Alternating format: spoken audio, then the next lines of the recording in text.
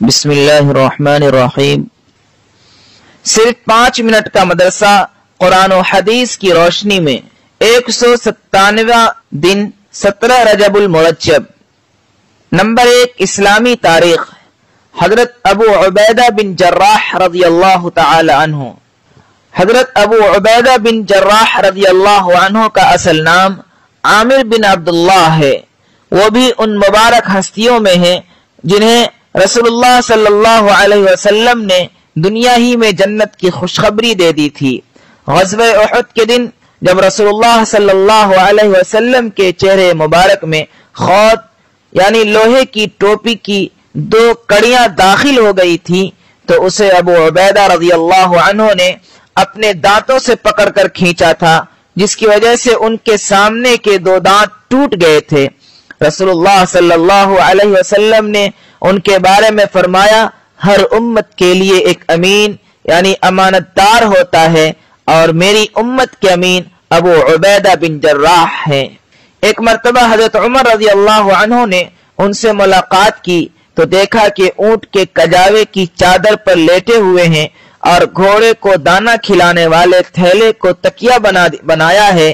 حضرت عمر رضی اللہ عنہ نے ان سے فرمایا کہ آپ نے اپنے ساتھیوں کی طرح سامان اور مکان کیوں نہیں بنا لیا؟ اس پر ابو عبیدہ رضی اللہ عنہ نے فرمایا، قبر تک پہنچنے کے لیے یہ سامان کافی ہے۔ ان کی وفات سن 18 ہجری میں ملک شام میں ہوئی۔ نمبر 2، اللہ کی قدرت۔ پانی اللہ کی نعمت ہے۔ پانی اللہ تعالی کی عظیم نعمت ہے جس کے بغیر کوئی مخلوق زندہ نہیں رہ سکتی۔ چنانچہ اللہ تعالی نے کہیں جھیل، دریا، ندی کی شکل میں تو کہیں سمندر اور مٹی کی تہ میں پانی پیدا کر کے قابل استعمال بنایا جس سے انسانی زندگی بحال رہ سکے، پھر اس عظیم نعمت کو بالکل عام کر دیا۔ خدا کی قدرت پر قربان چاہیے کہ دنیا جب سے قائم ہوئی ہے اس وقت سے پانی استعمال ہوتا آ رہا ہے اور نہ جانے کب تک استعمال ہوتا رہے گا، مگر اس کی قدرت کے خزانے میں کوئی کمی نہیں آئی۔ نمبر 3، ایک فرض کے بارے میں دینی علم حاصل کرنا۔ رسول اللہ صلی اللہ علیہ وسلم نے فرمایا، دینی علم حاصل کرنا ہر مسلمان پر فرض ہے۔ نمبر 4، ایک سنت کے بارے میں رخصت کے وقت مصافحہ کرنا۔ رسول اللہ صلی اللہ علیہ وسلم جب کسی کو رخصت فرماتے تو اس کا ہاتھ اپنے ہاتھ میں لے لیتے اور اس وقت تک اس کا ہاتھ نہ چھوڑتے جب تک وہ آپ صلی اللہ علیہ وسلم کے ہاتھ کو خود نہ چھوڑ دے۔ نمبر 5، ایک اہم عمل کی فضیلت۔ بیوہ اور مسکین کی مدد کرنے پر ثواب۔ رسول اللہ صلی اللہ علیہ وسلم نے فرمایا، بیوہ اور مسکینوں کی ضرورت پوری کرنے والا اللہ کے راستے کے مجاہد کی طرح یا تو دن میں روزہ رکھنے والے اور رات بھر نماز پڑھنے والے کی طرح ہے۔ نمبر 6، ایک گناہ کے بارے میں پڑوسی کو ستانا۔ رسول اللہ صلی اللہ علیہ وسلم نے فرمایا، وہ آدمی جنت میں داخل نہ ہوگا جس کے ظلم و ستم سے اس کے پڑوسی محفوظ نہ ہو، کیونکہ پڑوسی کو ستانا حرام ہے۔ نمبر 7، دنیا کے بارے میں عیش و عشرت سے بچنا۔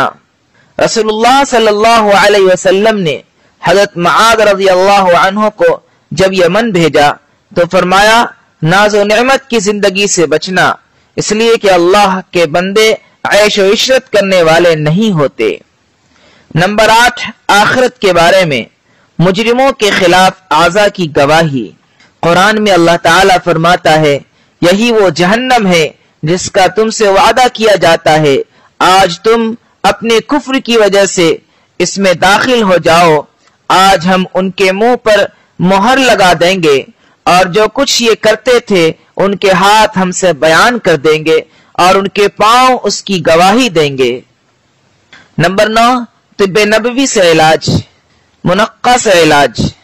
حضرت ابو ہند داری رضی اللہ عنہ کہتے ہیں کہ رسول اللہ صلی اللہ علیہ وسلم کی خدمت میں منقہ کا تحفہ ایک بند تھال میں پیش کیا گیا۔